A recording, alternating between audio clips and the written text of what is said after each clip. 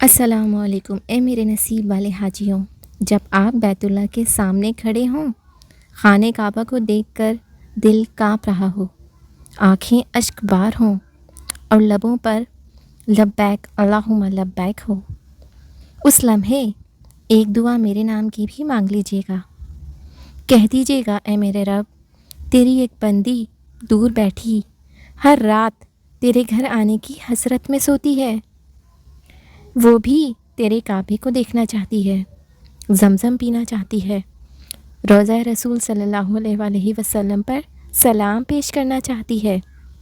اس کی جھولی خالی نہیں، اس میں آرزویں بہت ہیں۔ حاجیوں، اگر ممکن ہو تو میرا نام بھی دل میں لے کر طواف کر لینا، مقام ابراہیم کے پاس ایک دعا میرے لیے بھی مانگ لینا، اور جب کعبہ نظر آئے تو کہنا، یا اللہ، یہ تیری وہ بندی جو تیرے در پر آنے کی تمنا لیے بیٹھی ہے، اور تیرے وہ تمام بندے جو تیرے در پر آنے کی تمنا لیے بیٹھے ہیں، اگر ان کی قسمت میں بھی ابھی حاضری نہیں لکھی تو ان کے دل کی تڑپ کو اپنی رحمت سے خالی نہ لوٹانا۔